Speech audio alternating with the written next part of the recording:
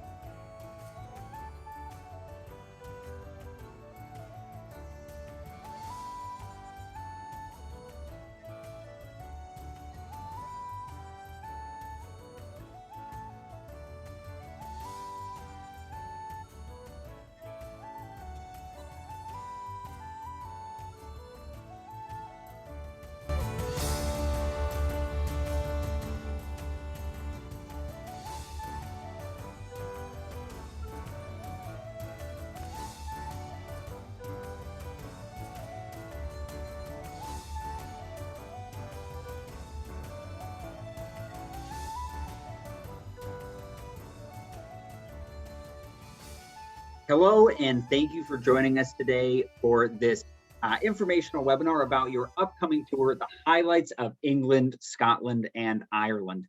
My name is Nilsson. I work for Go Ahead Tours as a member of our community and engagement team. And I'm very excited to be here with you today to talk about this incredible itinerary.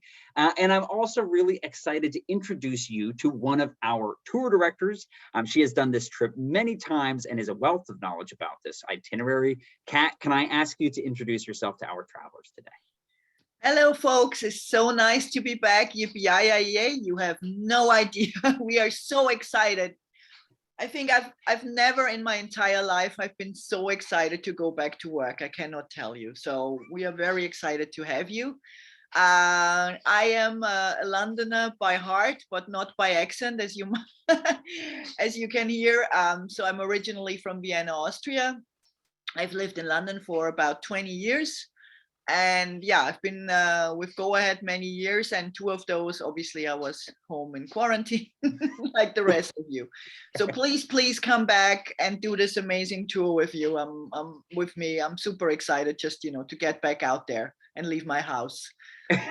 Wonderful. Well, thanks, Kat, for being here with us today. I'm really thrilled to be talking about this itinerary. And for those of you at home, if you can't tell, our tour directors are so excited to see you and to travel with you this summer. So with that, I do want to talk to you about our agenda for today's session. So what we're going to do to start off is I am going to talk to you about some practical information related to COVID-19. I'll talk to you about some expectations that we here at Go Ahead have for folks in our groups in the Safe Traveler Agreement. I'll talk to you about entry requirements and how to find them. I'll talk to you briefly about safety on tour as well as exit requirements. That's what we call the test you may need in order to return home. And then after that, we're going to get into some fun walkthrough of the itinerary itself and give us a little sneak peek of some of the things that you can expect when you're on tour. And once she has done that, we're going to give you some other helpful tips to help you prepare for your trip. We'll talk about things like weather, packing, money, and more. Then at the end of our meeting, we will have a question and answer period.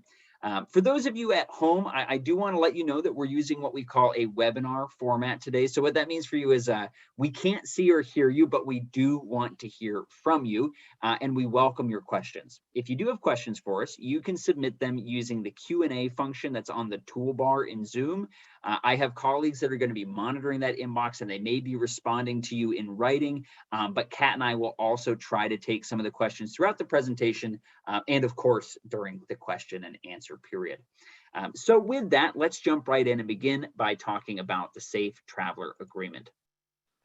The Safe Traveler Agreement is a document that we have created that outlines our approach to safety and lets you know what our expectations are of you, our travelers, and also what you can expect from us and the other folks in your group. The Safe Traveler Agreement is on our website, and we will also post it in your online account about 45 days prior to your departure. And we do ask that everyone that travels with us read this agreement and then agree to it before they join our tour group. So I do want to talk to you about some of the expectations that we have for you, and also some things that you will need before you depart for tour. So the first thing I'm going to mention, which maybe doesn't need to be said, but I'm going to say it anyway, is your passport. You will need a passport for this tour. If you haven't used it in a while, like many of us, you may want to double check that you know where it is and that it is still valid and has space for stamps. Now, one good practice is to make sure that you have at least 6 months of validity beyond your scheduled return date. So that's important because that, you want to have that wiggle room. So at least 6 months of validity beyond your scheduled return date on your passport. Now, some things that I want to mention to you that Go Ahead Tours is asking of our travelers. We are asking that our travelers be fully vaccinated before they travel with us, and that they have a negative COVID-19 test result before joining the tour group. So for the negative COVID-19 test, we ask that this be either a PCR or an antigen test. Either one of those is fine. If you are getting your test done by a third-party provider, we would ask that you do that within 72 hours of the departure of your first flight. So if you're getting it done at a pharmacy or some other similar location, we would ask that you get that test conducted within 72 hours of the departure of your first flight. Now, we're also allowing folks to use home tests for added flexibility. So if you do want to use a home test for your test before you depart, we ask that you do that within 24 hours of your departure, and that you take a photo of that result to bring with you to tour. So if you do a home test, please do that within 24 hours of your departure. So I also do want to talk to you about finding information about what may be asked of you by the country that you're visiting. And so how do you find your entry requirements? And there are 2 tools that we have to help you to do that. So you can do it through the Go Ahead Tours app, or you can find this information on your online account in the Go Ahead Tours website. So I'm going to show you how to do this in the app, and then I'm going to take you to the website. I have some really good news for you, and that is that these requirements have recently been eased quite a lot. So really, the travel to the UK and Ireland has not been this easy in years, and so we are very excited for the way that things are shaping up for this travel season. But I do think it's important to mention that if you're on this call with us today, you are scheduled to travel this summer. So there is time between now and then, and we have seen these requirements change. So it is important to stay up to date on those requirements and to check them periodically. So let's talk about finding your entry requirements in the Go Ahead Tours app. If you don't have the app already, I really recommend that you get it. It's a really wonderful tool. When you open the Go Ahead Tours app, on the bottom of the screen, there's a toolbar marked Tours, and you would click on the Tours option, and it would bring you to a scrolling menu for your specific trip. And when you scroll down that menu, there's an option marked Getting Ready. And the Getting Ready tab is your home for all the information that you need prior to your departure. There's information in there about packing, money, electricity, and all the rest. But for our purposes right now, the most important thing is that at the top of the Getting Ready page, there is a blue box that prompts you to click on it to find your entry requirements. And it will let you know everything that is asked of you before you arrive on tour. So again, as you're getting ready for tour, the Getting Ready tab in the Go Ahead Tours app is going to be your best friend. It's very, very helpful for all things for tour preparation, but most importantly for looking up entry requirements. Now, what I want to do now is I'm going to take you to the Go Ahead Tours website to show you what this looks like. So I'm going to pull up a browser window here, and we're going to go look at the Go Ahead Tours website together.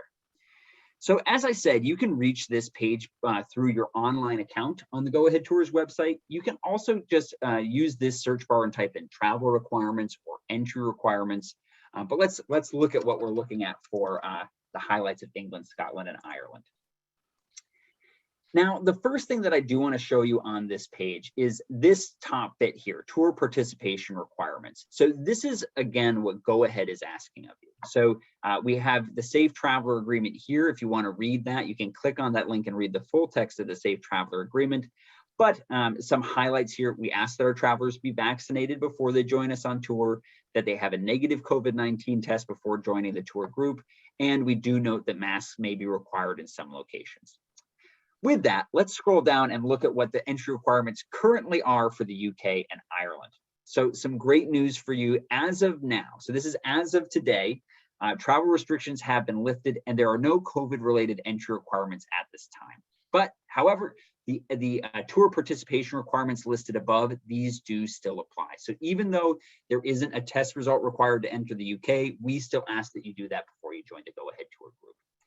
And we have the same listed here for Ireland. Now, again, I just want to reiterate that this is what is true as of today, and this could change. We've seen that repeatedly throughout the pandemic.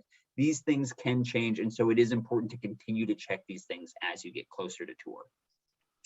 One other thing that I also want to make sure that I mention to you is that you do need to check with your airline about your flight itinerary, because it is possible that if you have a layover in a third country, it is possible that that country may require you to abide by their COVID-19 entry requirements. Now, if you're coming to this page on the Go Ahead Tours website, this won't necessarily have the information about your layovers on your flight itinerary, but your airline would have that information. So it is important to also check with your airline to see if they have any entry requirements that you need to abide by en route to tour, even if the UK and Ireland don't have any entry requirements listed here. So with that, I do want to talk to you about some expectations I would have for when you are on tour with us.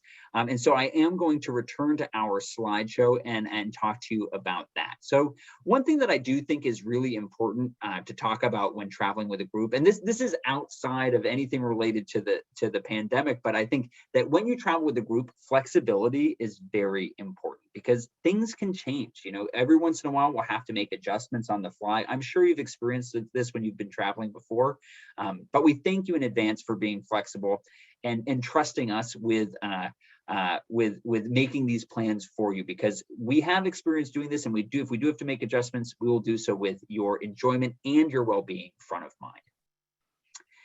With that, I also want to talk to you about testing on tour as well as proof of vaccination. So as it stands right now, my expectation is that for our American travelers, there would be 2 times that you would have to test for this tour. You would need to test once before you depart and then once before you fly home.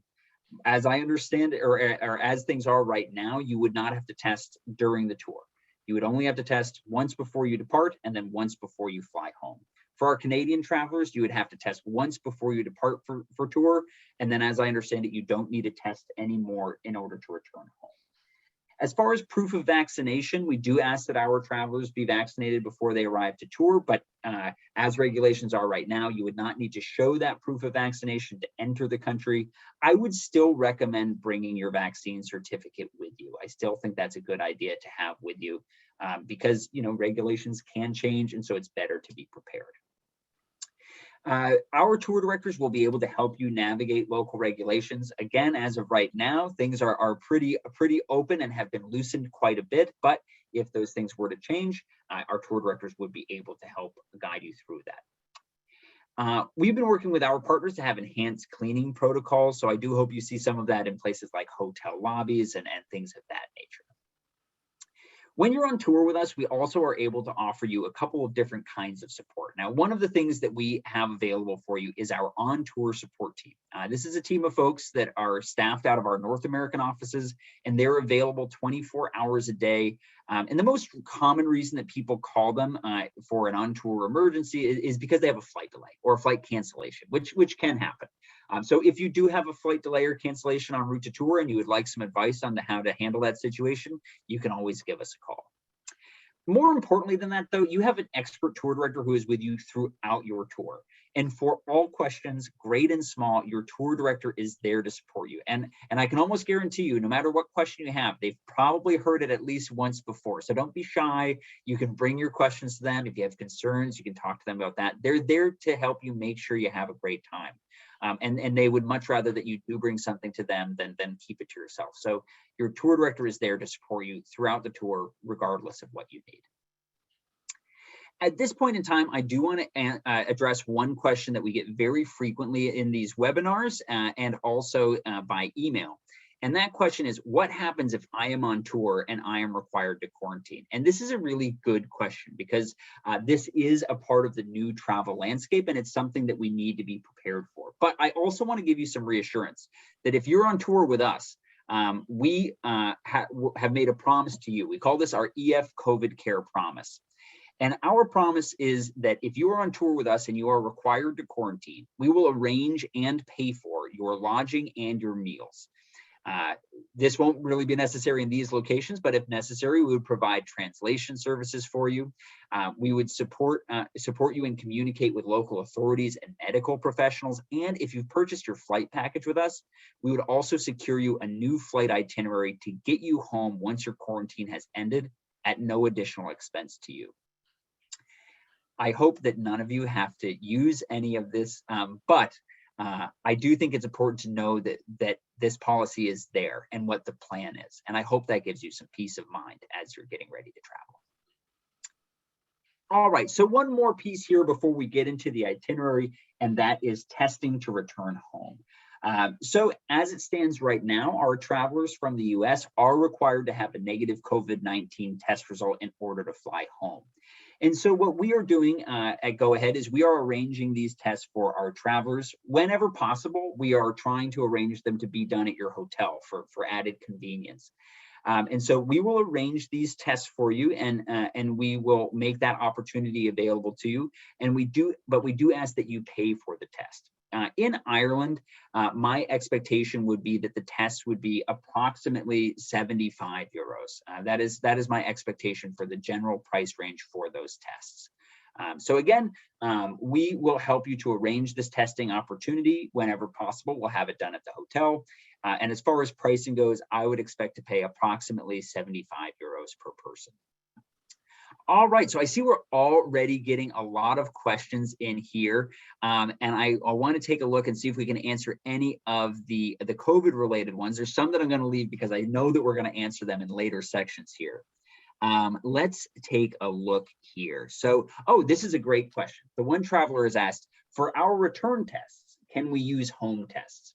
And so what I would say is we've been arranging these testing opportunities to provide greater ease for our travelers who want to make things easy and take that stress off of you.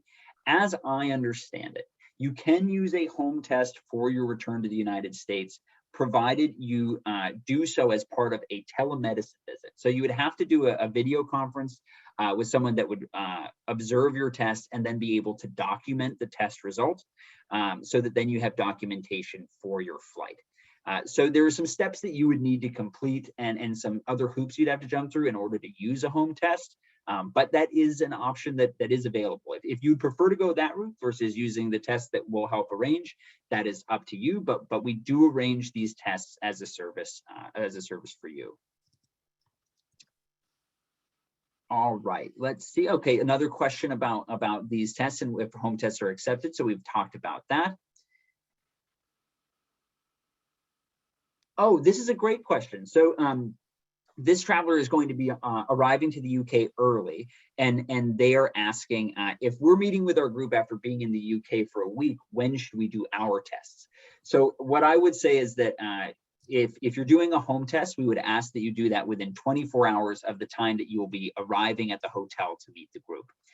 If you're doing it with a third-party provider, we would ask that you do that within 72 hours of when you arrive at the hotel to meet the group. So that is what we would say if you're already in the UK.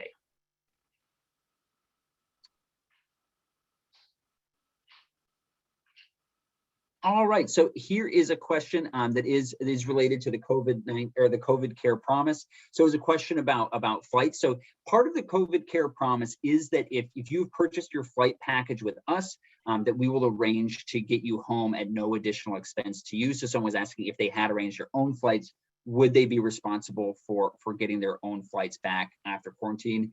The answer to that is yes. Of course, we would be able to assist you in securing a new flight itinerary, but if you have booked your own flights, you would have to pay for those new flights.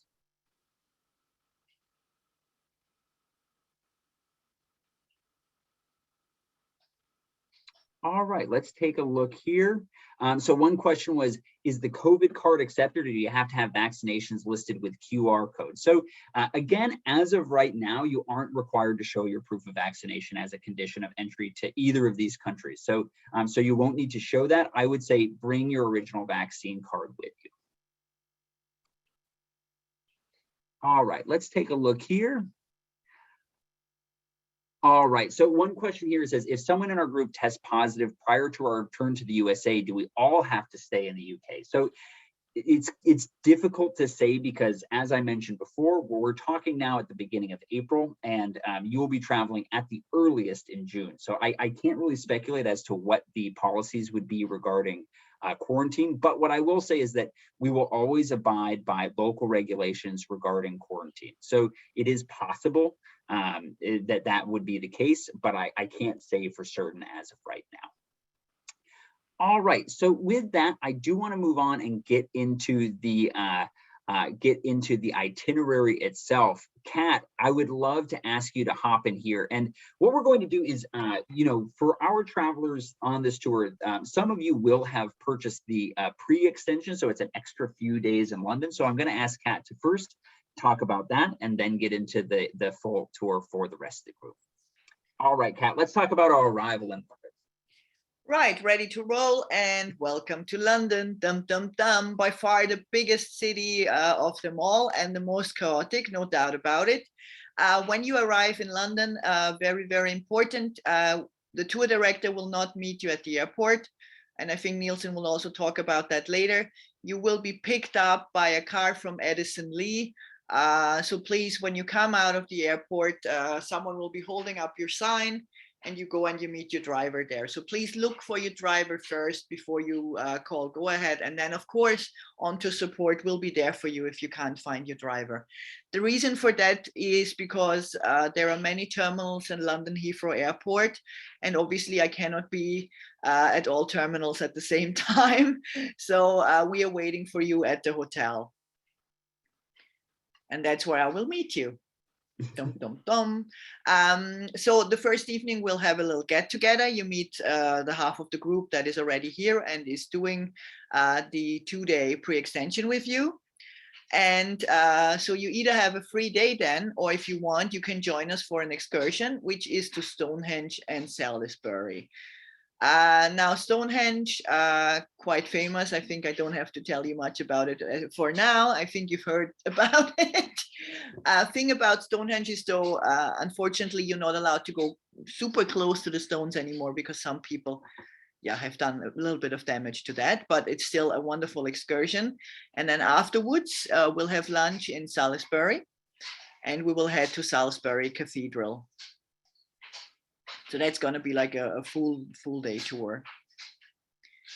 Then the day after, you have a free day for those of you who are already there. And of course, don't be shy to ask me what you can do that day. So I would suggest that you already kind of think about what you want to do in London. If you want to go to museums, if you want to go to Harrods, if you prefer restaurants, whatever it is. So in these first couple of days, I'm really there for you to help you to find places that you want to go to, and of course also to give you suggestions on where to go, right? So if you don't have any suggestions at all by yourself, don't worry, I have loads. So, and your tour director will always help you, and there's so much to do in London, trust me. I mean, after 20 years I still haven't seen it all, so you'll be fine. And then that day we have dinner with the rest of the group. And that's going to be a whole group experience. And then this is where I talk, or me or your tour director will talk you through the whole itinerary of the upcoming tour.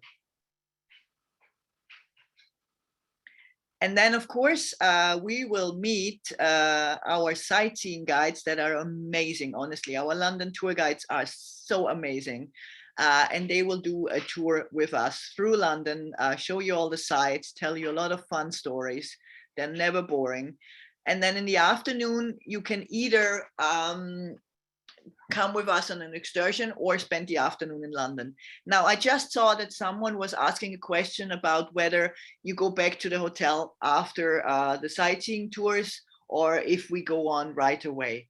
Now, in a lot of places, what would happen is, for example, on that day, we would do the sightseeing, and then we would drop you in central London, point you in the right direction where to go, and then the rest of us head to the excursion.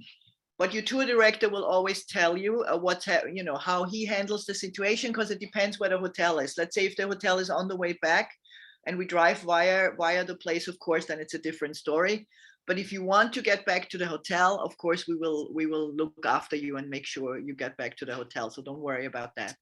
One thing I have to say about the excursion to Windsor Castle is that depending on what day your tour starts, Windsor Castle is not open on Tuesdays and Wednesdays.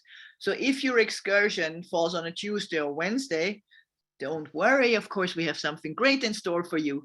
We will take you to Hampton Court Palace. I don't know if you all remember Henry VIII, you know, yeah, that one with the 6 wives. Exactly. So that's also a real fun tour.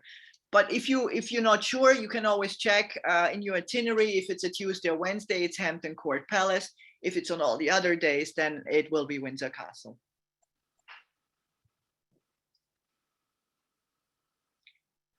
Righty, so then, yeah, my favorite day of the tour, we are going to Edinburgh. Now, the great thing about this part is we will go and start in King's Cross. So for Harry Potter fans, yes, that is indeed where the famous platform is. So yeah, if you wanna run off to Harry Potter land, wherever that is, I will not blame you. But we then take the train. Now it is quite important to know people, and Nielsen will tell you that, and I will tell you this. Please, please, please, please, do not pack too much. I tell you why. We will get on a train, and if you have 2 bags, first of all, you have to handle your luggage yourself. And secondly, it is much better to have 1 big trolley bag and 1 rucksack rather than having 1 big trolley bag and another small trolley bag. It's really, really hard to maneuver for you. And also it's much easier to get on the train. So because there is limited storage, and you know, if you have to wash something somewhere, the hotels can provide you with that. So it's not a problem. And also I've had travelers who came with a bag full of snacks. People, we have snacks in Europe, I swear to you. There are so many snacks, you'll be fine. So don't worry about that. So travel as lightly as possible. And the train ride itself is really, really beautiful. It's about a 4.5-hour journey. And then we arrive in Edinburgh, which is one of the most beautiful cities in the world, in my humble opinion. Right. So we arrive in Edinburgh, probably early afternoon, late evening, depending on what train we get. Then you can spend the evening, and the next day we will see Edinburgh. So again, we have a fantastic tour guide, and part of the tour, of the sightseeing tour of Edinburgh, is also Edinburgh Castle. So don't worry, you do not have to book yourself tickets to get to Edinburgh Castle by yourself. We will take care of that. That's part of the tour. Just we'll walk up to Edinburgh Castle. We'll take it slow, but it is quite a bit of walking involved that day.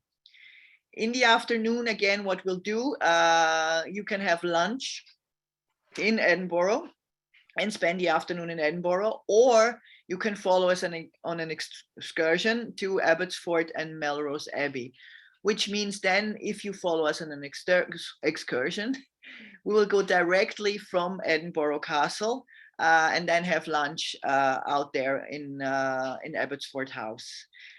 Now, again, we will release the group in Edinburgh because that afternoon you will want to be central. If you want to make your way back to the hotel, again, we can arrange that for you. Now, Abbotsford House is the home of Sir Walter Scott, who is a famous writer. You might know Ivanhoe or Lady of the Lake. But his house is very famous because he was a collector of things, and the gardens are very beautiful. And then later we will go to Melrose Abbey, where Sir Robert's heart is buried, and I'll tell you when you come on tour why only his heart and where the rest of his body is. Dun, dun, dun. Right, after we will transfer. So the next day we transfer to Liverpool. So that's for all the Beatles fans, right? We won't transfer in a yellow submarine though. I'm sorry, we will go by bus, I'm afraid. But it is a good day. And then if for those of you who are Beatles fans, of course, we have something for you there. We're going to have a little Liverpool tour with you, and we'll take you to the Beatles Museum. Again, that is an optional. You can book extra if you want, or you can just spend the evening in Liverpool. Yes, and then the next day we are going on a ferry. Now, don't be scared. It's not, the ferry is not like a little rowing boat. Okay, so you'll be okay. It's a really big ship. I mean, of course, for those of you who tend to get sick on ships, please pack some medication. I know you Americans are always very good with meds. Whenever I get sick on tour, you always drug me to the max. That's why I'm always a happy person. So you're very good with your tablets. So please don't forget your tablets if you get seasick. But we go on a big ferry, very, very comfortable. There are restaurants on the ferry. Also, what's important to note at this point, excuse me, I'm still getting over Corona, by the way. What's important to note at this point, where as long as we're in the UK, we are on British pounds. So this would be the day then we will head over and your currency will change. So then it will be euros. Now there are exchange places on the ship. However, and Nielsen, I'm sure will also mention that later, is I would always suggest to pay by card everywhere. And I saw someone was asking about tipping in terms of how to tip in euro or in pounds. Now, obviously, if you're in the UK, tip in pounds. If you're in Ireland, tip in euros. The tour directors will take tips in any money. You can tip me in Thai baht if you want. I don't care. That's fine by me. Right. So then we head over with the ferry.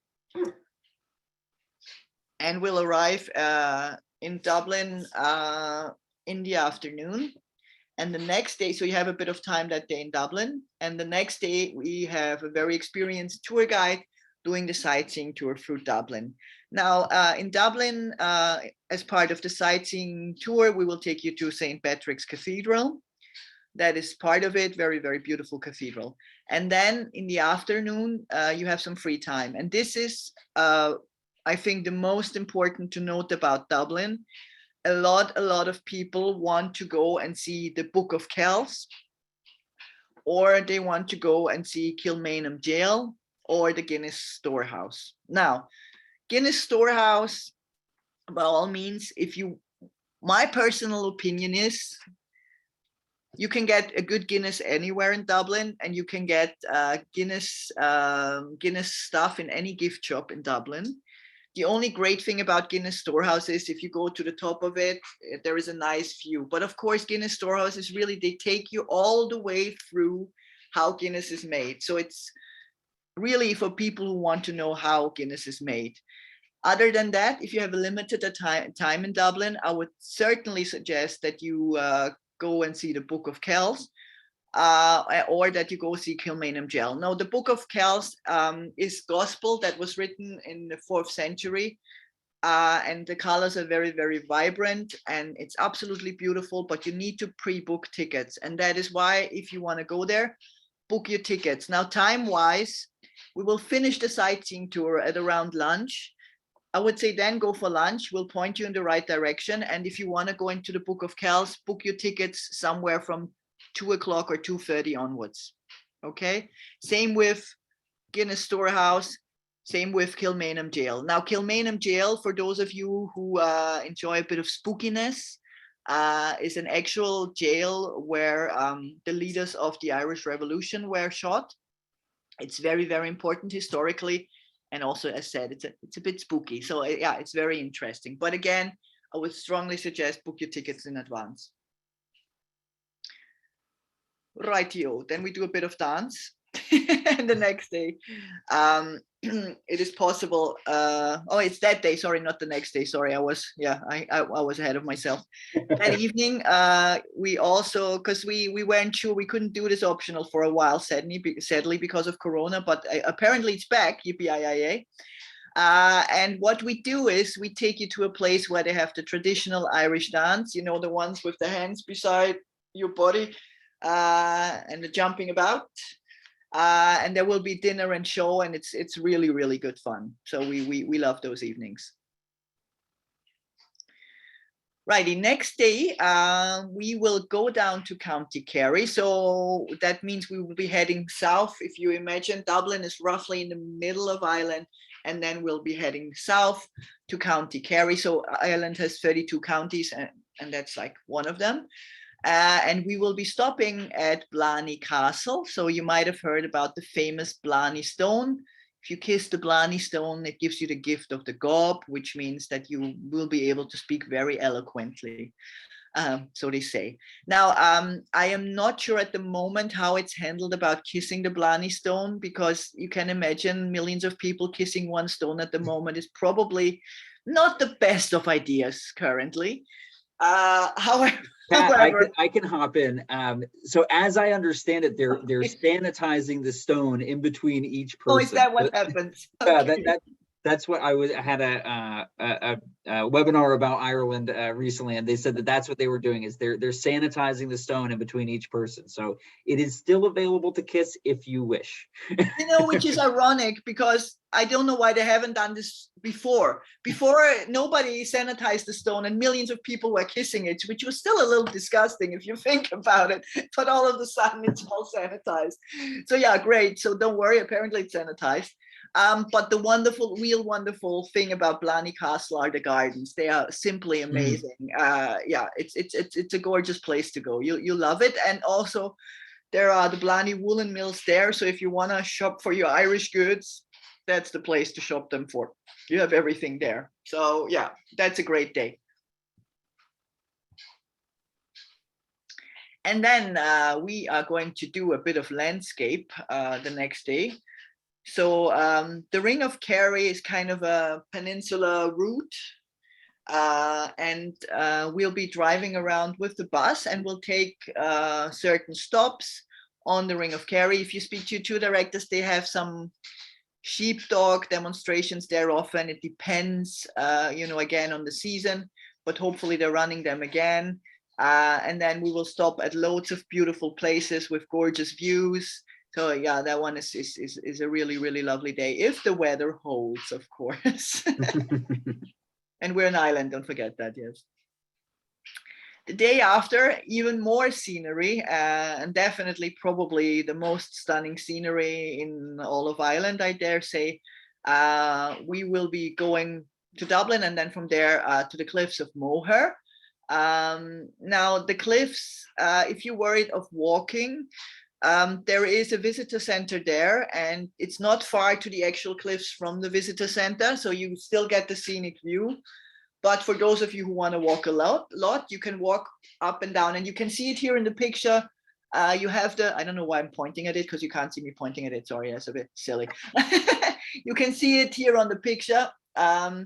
You can literally walk by the edge of those cliffs. Yeah. So again, it is very important to note, please, my good people, don't walk too close to the edge. I would very much like you to all come back with me in one piece. Thank you. Because you'll be surprised, the winds up there are quite strong, and it does happen to people because they're silly and take selfies.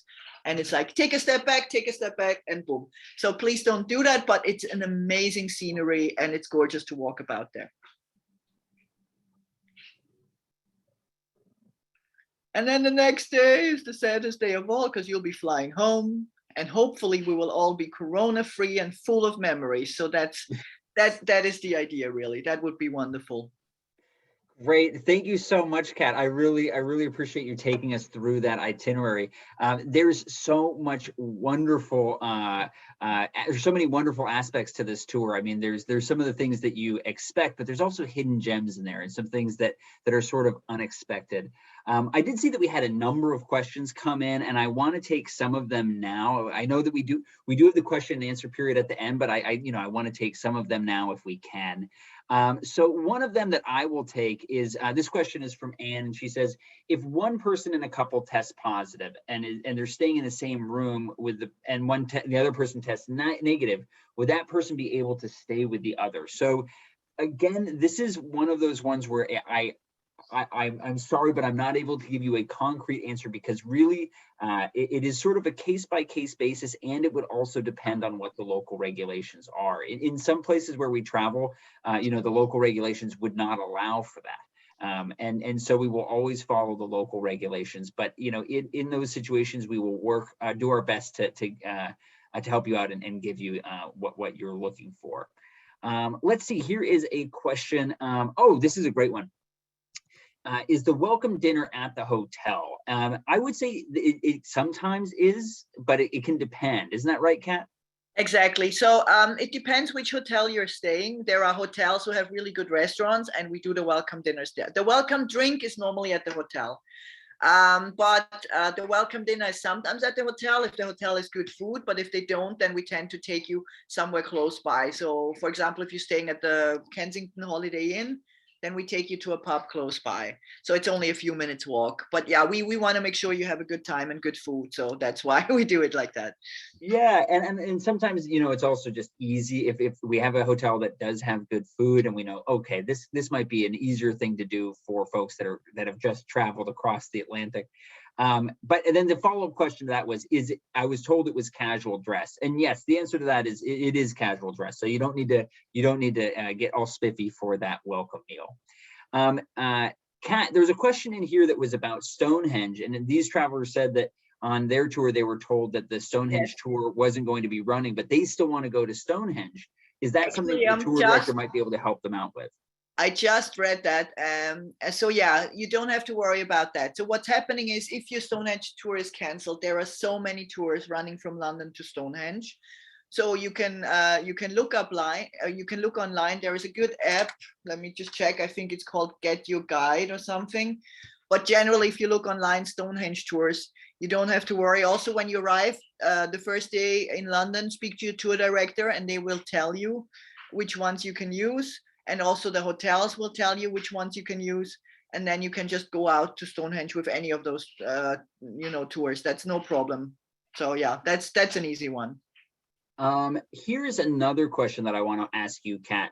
Mhm. Is there a dress code for entering cathedrals? So I know, for example, we go into St. Patrick's Cathedral. Like, well, you know, for some of our travelers that may have been on tour with us before, if you go to like the Vatican or something like that, you need to have your shoulders and knees covered. Is that the case with any of the locations on this tour? That is a great question. It is not super strict, so if you're wearing shorts, that's fine. However, I mean, I would, not go in there with everything super short. But you're in Ireland, and it's not very warm inside the cathedral, so you'll be freezing if you go in there with everything really short. So yes, I mean, just be decent. I would say. I think that's out of respect. Yeah. Kat, here's a question. And when we were going through the itinerary, we didn't spend a lot of time talking about this, but travelers are also going to be going through Wales on this tour. So when you're transferring from, it's from going from Liverpool to Holyhead, you go through Wales and you have lunch there, don't you? So what happens is we will go through Wales. There won't be like a lot of stopping in Wales as such, but we will stop at a little place just before we get on the ferry. And Nielsen, you forcing me to say the name or what? Well, I can't So pronounce it. It's the long. nobody Isn't it the can. longest It's town name in Llanfair, Britain? piddly widdly, bloody bloody bloody bloody blah. You can look it up on the Llanfair. It's the second longest name in the world, and we will stop there, yes, for lunch. But if you are asking if we will see loads of whales or any of the castles or stuff like that, then I'm afraid not really. Yeah, it's just that one stop. So we can get, it's more like we have to drive through Wales to get to the ferry. Great. All right. So I'm seeing a lot of questions that are going to be asking about things like packing, weather, handling money on tour, and we're actually going to be addressing that in just a moment. Before we move on, I have one more question that I want you to answer, Kat, and that is about the Book of Kells. You were talking about the best day to book that, and as I understand it, the best day to book that is the day that you have the guided sightseeing tour in Dublin, but to book it for that afternoon. Is that correct? Exactly. I have literally just typed that answer. What you do is in the morning we do the Dublin sightseeing tour, and normally and I think most tour directors do this, we will then exactly drop you just 100 meters away from the Book of Kells, because there are places for lunch and so on. And then we normally tell you, look, you can go for lunch over there, and then after go to the Book of Kells. So again, I would say after the sightseeing tour that day you're doing it, book your tickets for 2:30, anywhere from that time onwards. Now, I think, is that day where we have, because the traditional dinner came back, right? At that day. Yes, that is later that evening. Yeah. Yeah, so just bear in mind that you don't book it too late, because we have to, normally the traditional dinner is a little bit outside Dublin, so we're going to have to drive out. I mean, it depends where we're running it this year, but normally it takes a little bit time. So just, I would say, book the Book of Kells, yeah, the latest 3 to 4. So then you have time after as well. Especially, I mean, if you didn't book the traditional Irish dinner, then don't worry about it. But if you're doing the traditional Irish dinner, just be mindful that you don't book the Book of Kells too late.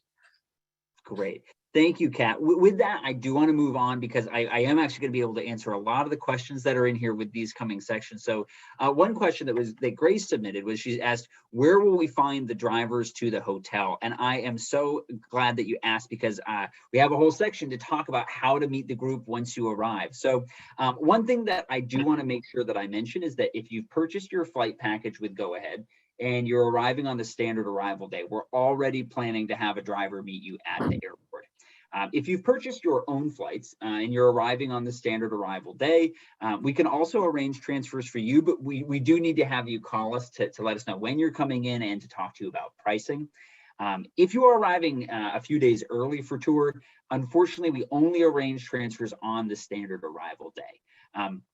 But I do want to talk to you about this process for those of you that have flights that with us and are arriving on the standard arrival day, or if you've arranged transfers with us. I want to talk to you about how this process works. So the first thing that you'll happen, of course, your plane will land, and welcome. You are now one step away from joining your tour group. But what you're going to do is you're going to leave the plane, and you will have to go through the customs process. Now, one thing I should mention is that in Heathrow, the lines can get really long, so don't be intimidated by that. That's normal. So you will probably have a line to go through customs in Heathrow. From there, once you've gone through that process, you show them your passport and all the rest, you will then go and collect your bag from the luggage claim area. Now, it is important that you proceed from the luggage claim area into the public arrivals hall, because our drivers will not be able to meet you in the area with the baggage carousel. So once you collect your bag, you do need to leave that room and enter the public arrivals hall. What you should be looking for is a driver with a sign with your name on it. So look for a sign with your name on it.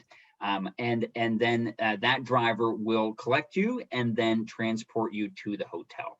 Now, one thing that I will say is, again, Heathrow is a very large airport. So if you don't see your driver immediately, please do be patient and wait there for a little bit and give them some time to arrive. It's possible they may have, delivered another traveler to the hotel a little bit before you got there, or maybe another passenger. So I would say, please do be patient if you don't see your driver immediately. But then once you do get connected with them, they will drive you to the hotel. And at the hotel, your tour director will be there, I expect, in the lobby waiting for folks to arrive. If you arrive early and your room isn't ready, which is possible with some of the arrival times for traveling to London, they can point you in the direction of things that you can do and places you can visit nearby. And so that is what your arrival day will look like. I did see a question in there about if folks have purchased their own flights and they're not doing transfers with us, or if they're in town early. I would say that my recommendation is to try and get yourself to the hotel by 5 p.m. Because typically the welcome drink and orientation will take place after 5 p.m. So I would say if you get yourself to the hotel by 5 p.m., you should be in good shape. And usually the tour director will either be there themselves, or they'll have a sign in the lobby and have ways to get connected with them. So I would say get yourself to the hotel by 5 p.m. I do also want to talk to you about some tips that I have for your departure. I would recommend checking in online with your airline 24 hours before you depart. And I also want to remind you that if you do have a specific seating request, that can be done directly with the airline. So once you get your flight information from us, you can log on to their website or give them a call and arrange your seating for your flights. When you go to the airport, I recommend leaving early and double and triple checking that you have all your documents. I would say give yourself at least 2 hours in the airport to have time to go through checking your bag, go through security, find your gate. And then when you have that extra time where you're sitting and kicking your heels, you can do what I do and find the best snacks in the airport for your transatlantic flight. So with that, we're getting into a great section here talking about weather and packing. Kat, we got so many questions in here about temperatures and weather, and I know that it's pretty tough, especially with Ireland. I've heard the phrase "all four seasons in a day" multiple times when talking about Ireland. Can you give us some general tips around what to expect from weather in the UK and Ireland during the summer months, and then we'll use that as an opportunity to talk more about packing. I love how you say during the summer months, like it's a thing. Summer is not a thing here, so I'm afraid. So basically, what it is expect every season in one day. Okay. Now there will be tours you will be going on, and you will be cold 1 minute. It will be raining the next minute. The sun will be shining, and you will be hot the next minute. And then the next minute it will change again. So my suggestion is, and I think Nielsen will also say that, is pack in layers. So that's what I do. I have like a t-shirt, then maybe a cardigan, and then always a rain jacket. And then you can just keep taking the layers off. Also, people, very important, you do not need to pack 500 pairs of shoes. You need to have a comfortable pair of shoe, and that's that pairs of shoes, and that's it, really, to be honest. I mean, it's perfectly fine. Maybe a second pair if you want, but don't overdo it. Sometimes people change shoes every day. It's like, oh my god, I don't even know how they pack this. But it's very important that you have shoes that are comfortable. That is the main thing for you, for walking, for your back. That's perfectly fine. But again, with weather, very important to have layers. Also, folks, we have loads of shops that sell cheap stuff. You probably will be going shopping like everybody does. And if you need a cardigan or a rain jacket or whatever, you can always buy yourself stuff, even shoes. But yes, important things is have a rain jacket with you at all times. That's really the main thing. You might probably arrive there and the sun will be shining and you will be thinking, oh my God, what did that woman tell me? But it just changes constantly. And yeah, there is no clear answer as to how the summer is in Scotland or Ireland, because it just changes. Yeah, I think that's really good advice, especially talking about packing in layers. So there was one question that I saw submitted here that that was submitted by Fred, and he said, I assume we pack light jackets, long pants. How about wearing shorts and short sleeves? How cold can it get? So I would say, yeah, exactly. You might want to bring all those things, honestly. What is good is, these trousers that you can unzip the legs. Mm-hmm. They're really great. A lot of people have those because it can get, the thing is, it can get quite hot as well. This is the problem. It can really vary. So I would definitely have t-shirts, and then definitely, have maybe the trousers or take one pair of shorts, one pair of long trousers, something like that. And one thing that I would say is, as far as pants go, is you can find very lightweight. They're called travel pants, and they're very lightweight, very breathable. So those things are wonderful. But I do have some tips that I would love to talk through as far as packing goes. Now, one thing that I would recommend is packing as lightly as you can. I know we're talking about packing in layers as well, but I would just say pack as lightly as you can. And if you are bringing a checked bag, please limit yourself to one checked bag per person. Kat was talking about that train journey in particular. That will be a time when you have to handle your own luggage. So if you do have two bags, that can be rather challenging. Try to limit the amount of things that you bring, and also try to leave some space for souvenirs, because I guarantee you're going to want to buy some things. Yeah. I also do recommend bringing masks. So my understanding is that regulations currently allow for individual businesses to have their own rules around masks. So there may be places that you want to go that will require masks. So I would still bring those with you, and hand sanitizer as well. Kat was talking about walking shoes, and I think that the most important thing that you can have is good, comfortable walking shoes. If you want to bring one other pair for sort of dressing up, that's fine. But really, the most important thing is having good, comfortable walking shoes. As far as clothing goes, I'd say clothing that you can layer. And as Kat was describing, when I travel, I'll start with a t-shirt, and then I'll add a button down, and then maybe a light sweater, and then a raincoat, and then I'm ready for whatever can come my way. So if you have a cold morning, you could wear all those things, and then as the day goes on, you could keep peeling those layers off until you get down to your t-shirt. So Give yourself options that you can mix and match with one another to give you different options for different temperatures. Because in these locations, the weather can change quickly, especially in Ireland. As I said, all 4 seasons in a day. I also think it's important to have to be prepared for the possibility of rain. So a raincoat is helpful. And then, that can also sort of double up as a windbreaker and protect you from winds, especially if you're near the water. I also think it's a good idea to bring day bags and reusable water bottles. The water is perfectly fine to drink, and you can save yourself some money and save some plastic if you bring a reusable water bottle. I do also want to mention one other item that you should plan to bring with you, which is an electrical adapter. So in the UK and Ireland, they use the Type G plug. And so this has these 3 flat pins. Now, one thing that I do think is important to mention is that if you buy a simple adapter like the one you see on the screen here, this will change the shape of your plug, but it won't necessarily change the voltage of electricity entering your device. For things like cell phones, cameras, iPads, things like that, most of those are designed to work on European voltage as well as North American. So for those things, you're probably fine, but you should always check the labels of the devices you plan to bring to be sure that it will operate on 220 volt electricity that you'll find in Europe. So that's something to double check on. I would also say to be mindful of bringing things like hair dryers. Don't bring them. I would say you can leave those at home, save some space in your luggage for souvenirs.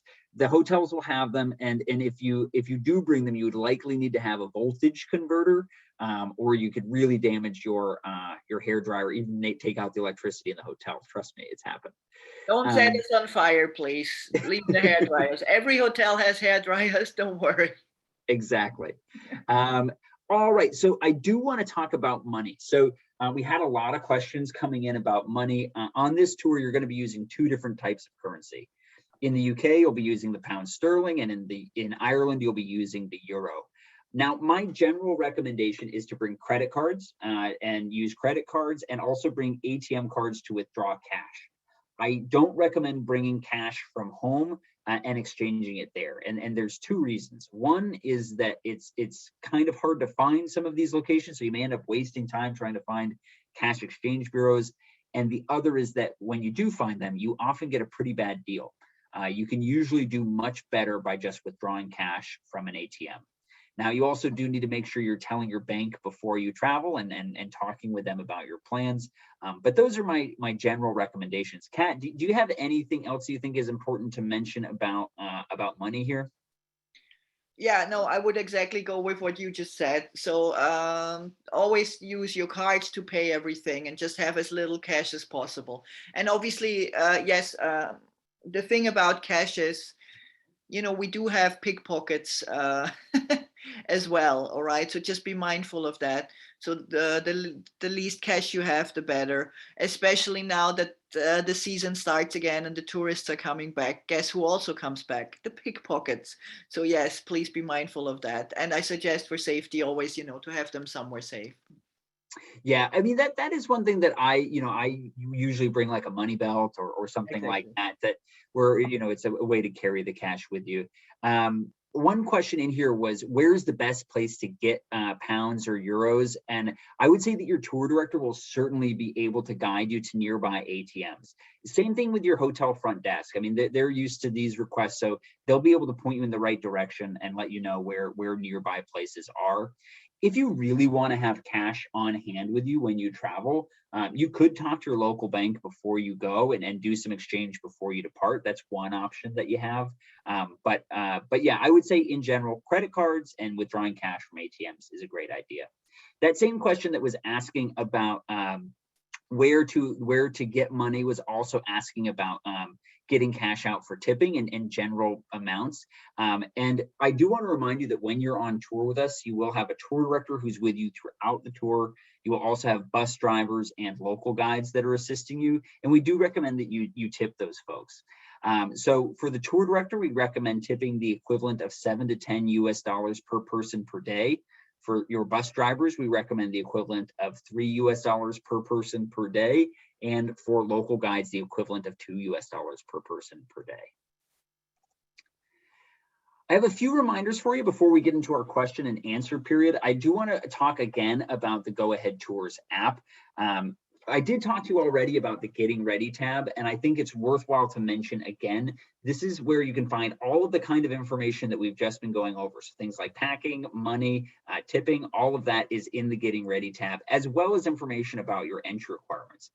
But there's also things in the app that will be helpful for you when you're on tour as well. So there's a currency converter in there that you can use, and you can also use the app to communicate with the folks that are in your tour group. So I've been seeing people submitting questions asking, how many people are in my group? And if you have the Go Ahead Tours app, not only would you be able to see how many people are in your group, you'd be able to see their names if they've already decided to, that you can choose to upload photos, and you can communicate with the folks in your group.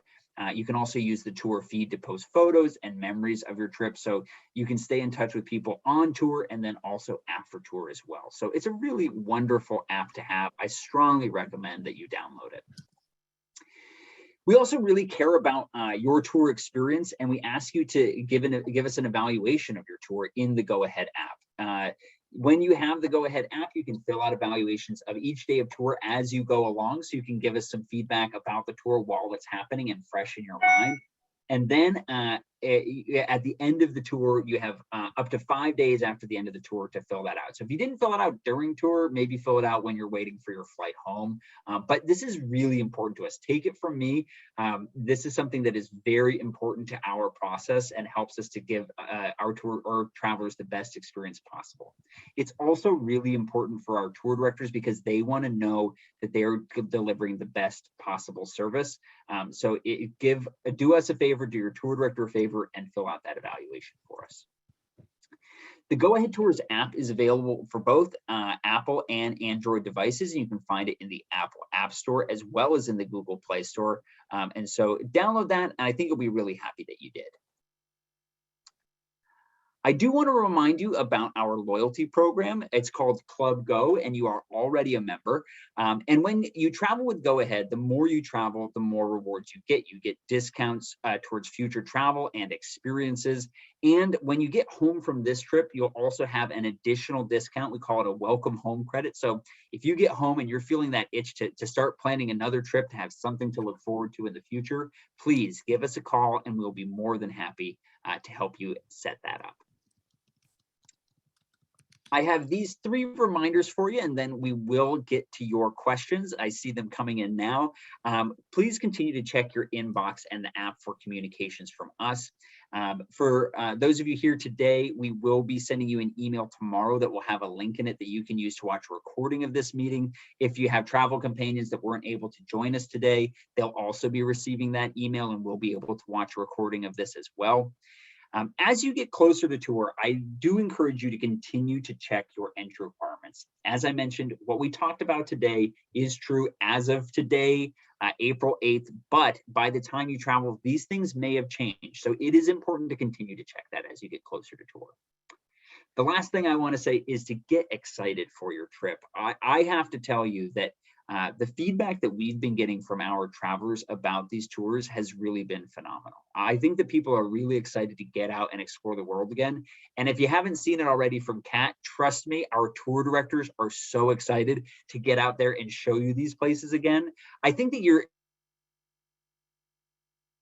travel that we've had in a while. We are so excited, and the people that you're going to meet on tour are so excited to welcome you back to the UK and Ireland. You might even get some customer service from English people for once, which is a rare thing to get, people. So, All right, Kat. So let's get into it. Let's get into some questions here. All right. So let's see.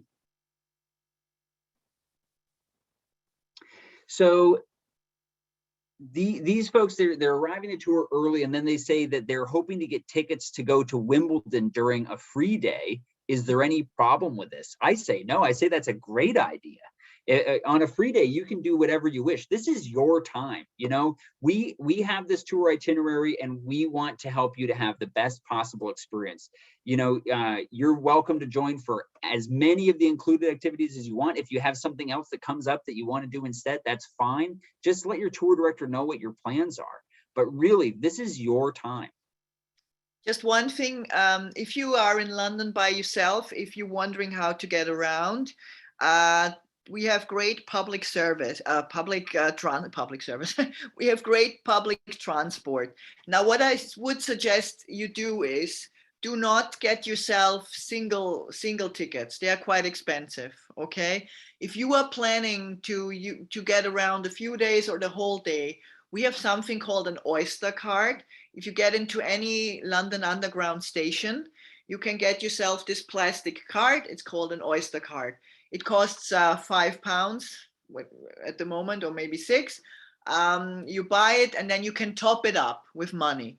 And then as you go on the London Underground or on the bus, you can always just, hold it against the reader, and that is how your money gets taken off. And these Oyster cards are much cheaper than buying yourself single paper tickets. And then at the end, you can give them back. So yeah, definitely. If you arrive in London earlier, then get yourself an Oyster card. Yeah, I think that's a great idea.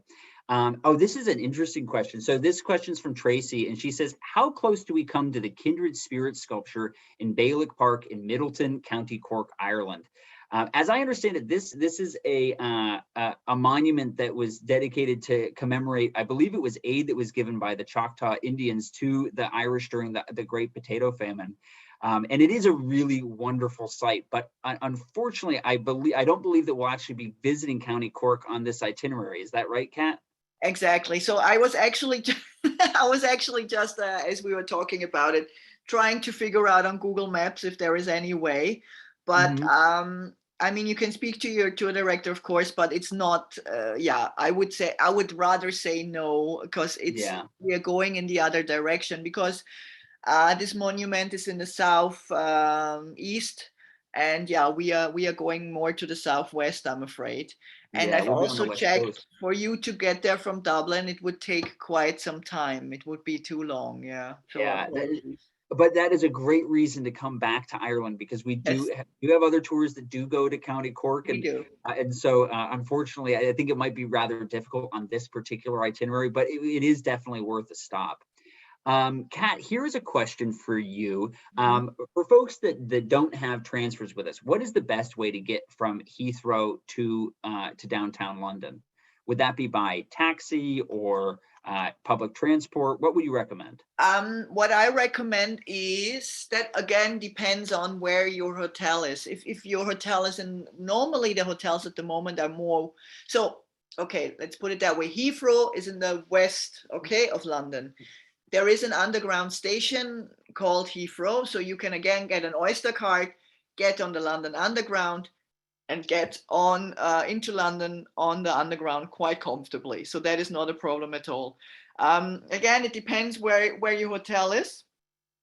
If you are in the west, then you probably just get out and don't have to change. If you are further in the east, you might have to change into another line. But it is the Blue Line, the Piccadilly line, that takes you from Heathrow directly into central London. So that is quite a good option.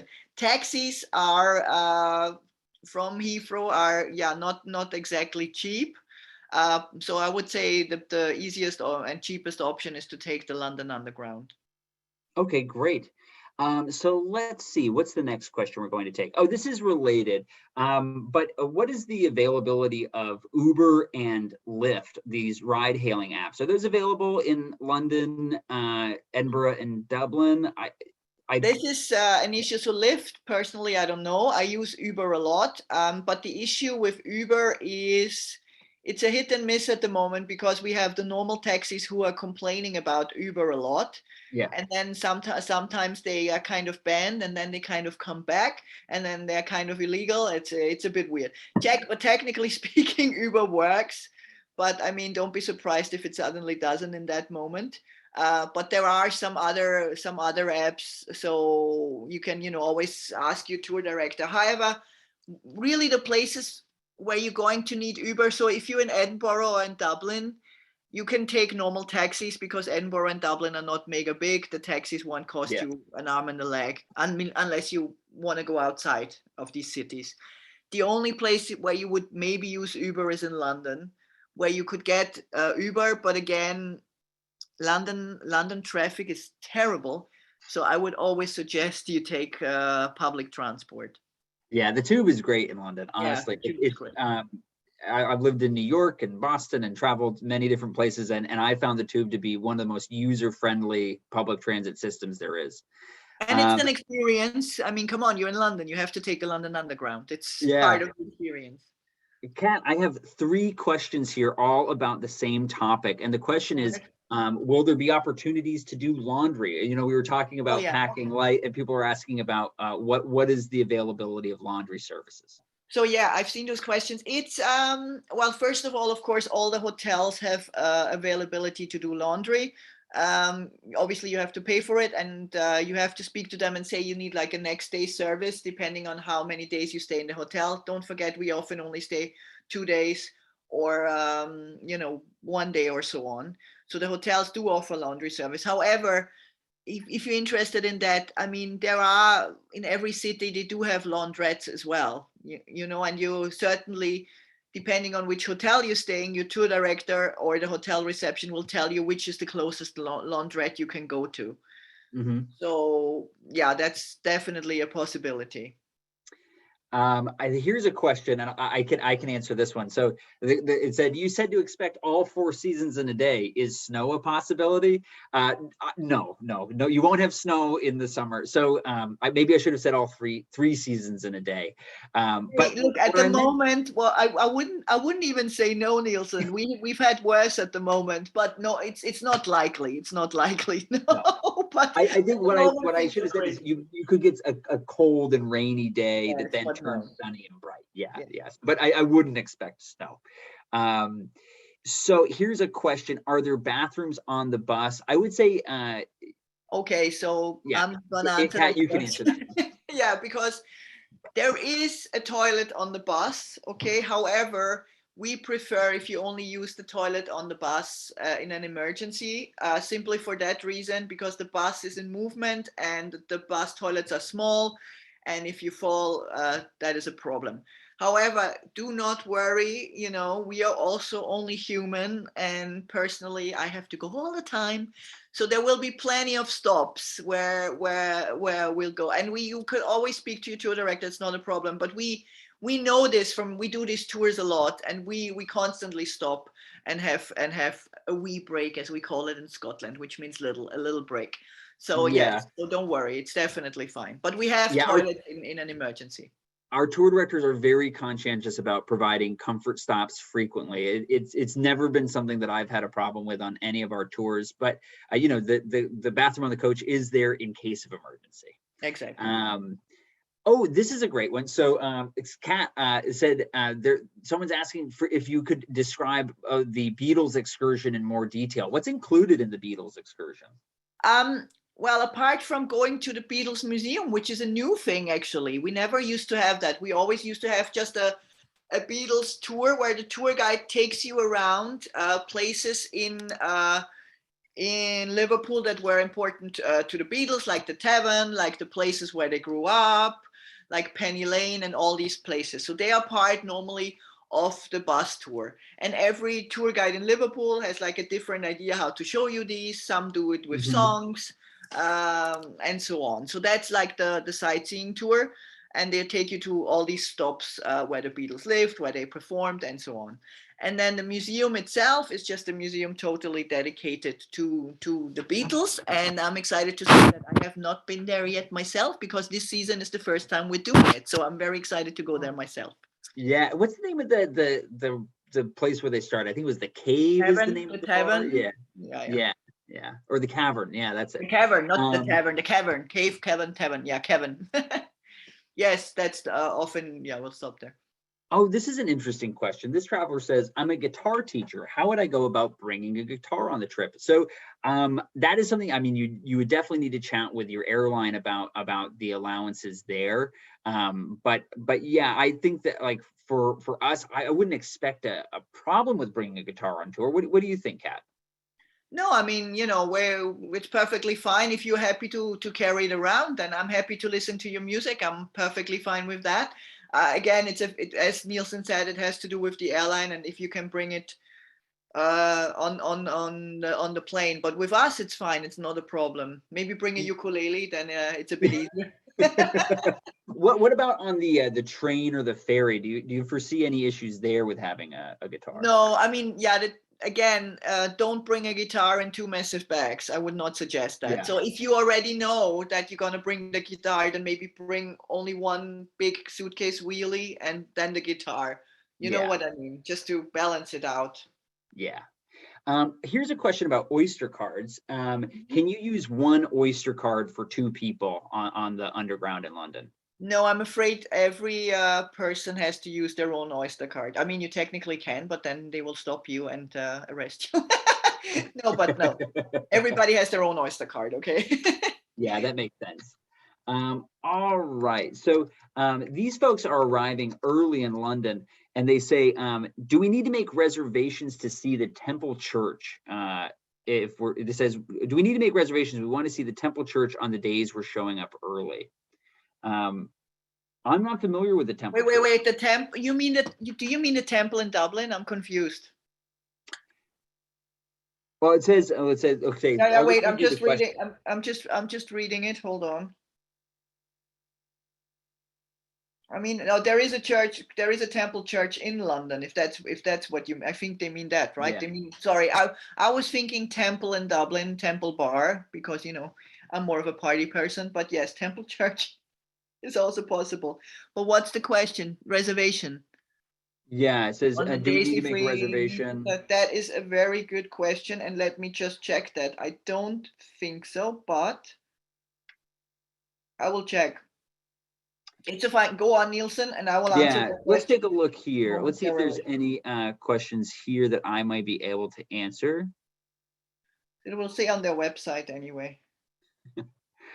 All right, let's take a look.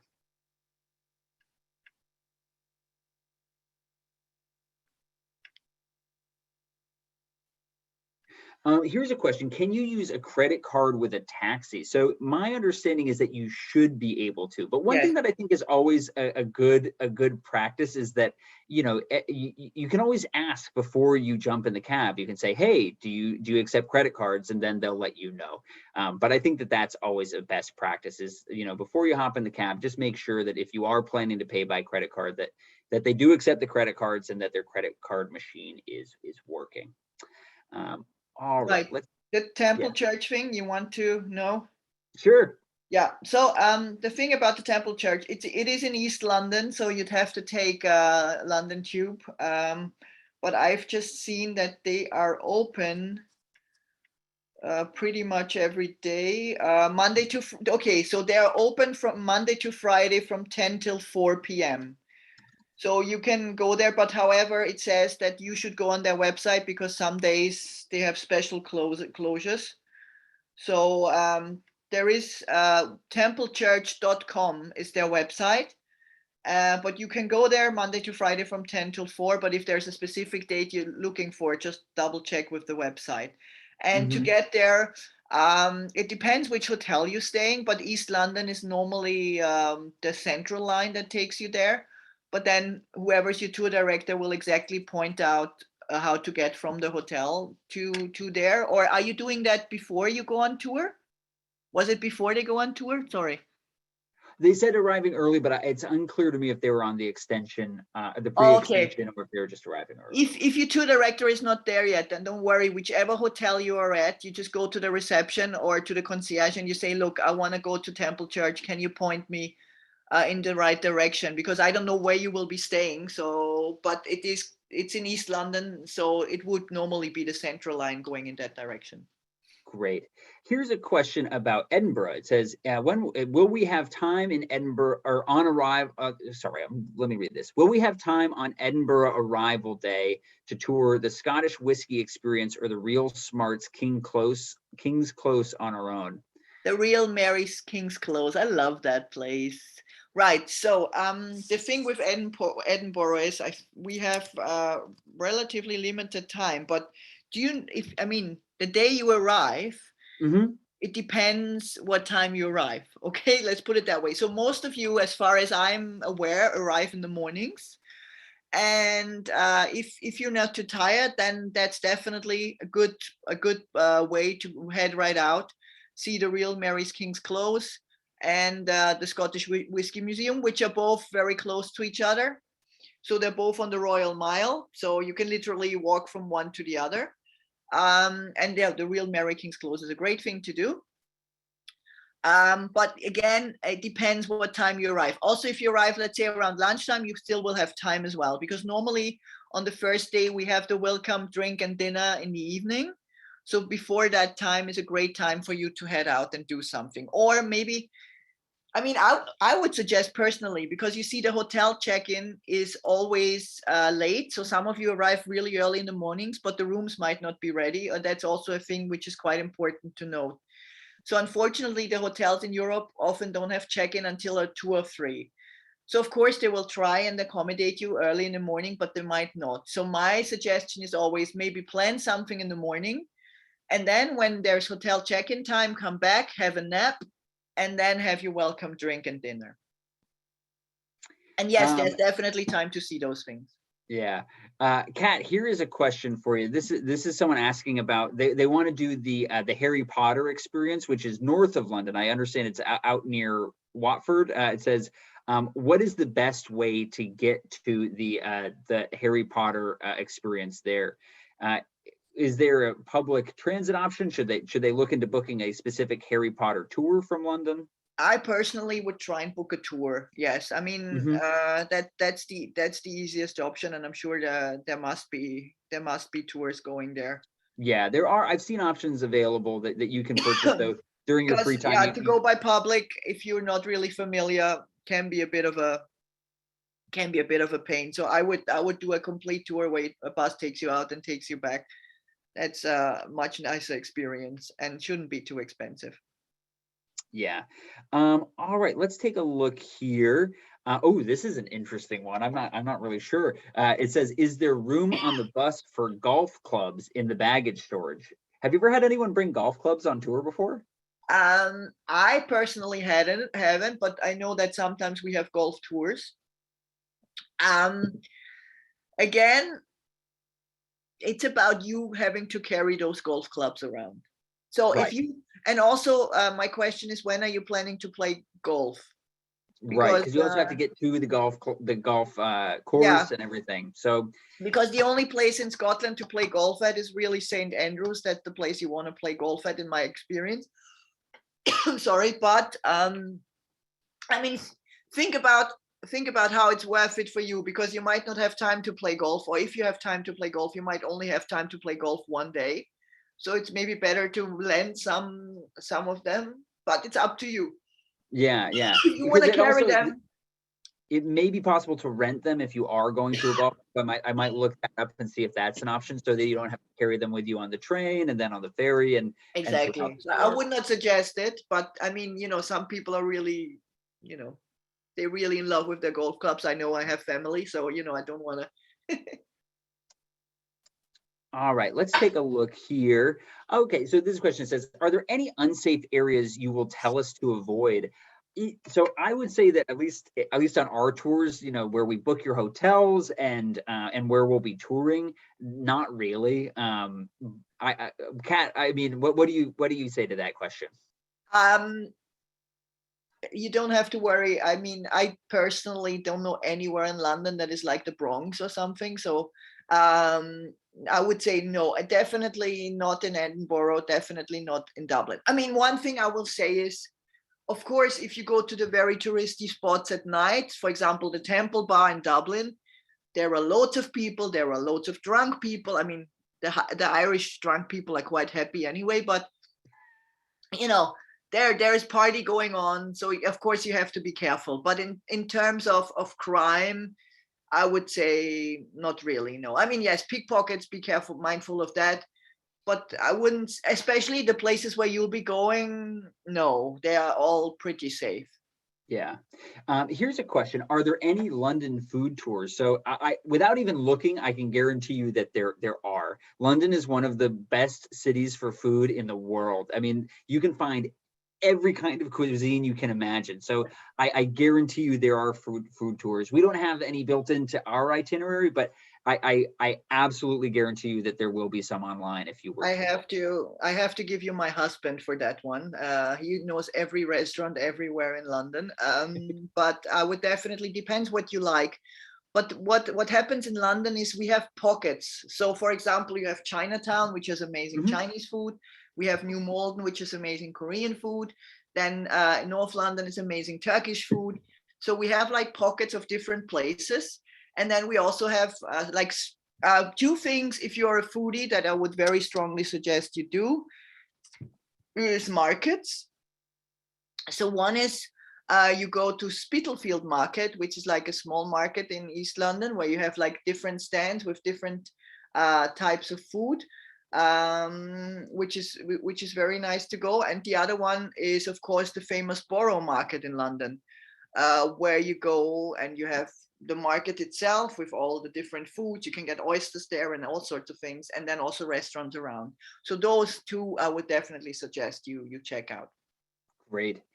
So here's a question that I can answer. So this one's from Nancy, and she says, if we arrive and the rooms are not ready yet, what do we do with our baggage while we go out and tour? So it's the hotels are very accustomed to this, and there's usually either a room that they will store your luggage in, or they'll keep it behind the front desk. But that's very common. Kat, in your experience, that's really normal for people to leave their luggage and then go out and explore a bit before their rooms are ready. Yeah, don't worry about that at all. I mean, you leave your luggage in the hotel and you go. We don't expect you to take the luggage around London, so that it's perfectly fine. You just leave them in the hotel. All right, and there's one more question here. Do you have any good recommendations for low tea? Yeah, well, I mean, are we talking London, I guess, or? Yeah, I would imagine. Well, in London, really, I guess if you want to be kind of a bit fancy, you can go to places like Harrods, Hmm. which is, if you go to Harrods Food Hall, which is also a good recommendation for the foodie, by the way. So you could grab tea in one of the London, the Harrods food court, which is quite nice, and it's definitely an experience to go there. Um, Other than that, around Knightsbridge and that area around Harrods, Harvey Nichols could be fun. Um, all the hotels do it. So like Yeah, the Ritz, for example. So I've heard all the high end recommendations for hotels around Piccadilly. So yeah, there's quite a lot. yeah, I've heard But recommendations for a place called Fortnum and Masons. I yes, understand they sorry, do tea. I was just thinking about the name. I was like, there is another department store. There's another department store. Yeah, Thank you so much. Fortnum and Mason. That's also in Piccadilly, not far from the Ritz. yeah. But what I would do is it all depends where you're staying in which hotel. So when you know which hotel you're staying, then ask your tour director which is the closest place for you or how to get. Yeah, exactly. I think that that's a great recommendation, is that once you arrive on tour, you can chat with your hotel, you can chat with your tour director, and they'll be able to point you in the right direction for that. I do really want to thank all of you who have joined us today. You're making me so excited for this summer and this travel season. And I was already really excited, but I want to thank you for taking the time to join us today and to learn a little bit more about this experience that you're going to have. And Kat, I want to thank you so much for joining us and sharing your enthusiasm and your experience. Before we say goodbye, do you have any final thoughts for our travelers? Yeah, I can't wait to see you all. Hopefully, my voice will come back properly. I know I sound a bit raspy at the moment. I don't always sound like Bonnie Taylor. I promise you that. Um, but I can't wait to see you all. I'm super, super excited. I can assure you, all my colleagues are really nice. And again, we just can't wait to have you back, people. Please come back. Please, please, please. Thank you. And Yes, enjoy your thank you. travels. Yeah, thank you for choosing Go Ahead and for choosing to travel to the UK and Ireland. This is a place that we love to travel and we love to explore with our travelers. So thank you for choosing us and for choosing this destination. We are so excited. For now, we will say happy travels, and we can't wait to see you on tour. Thank you. Thank you, guys.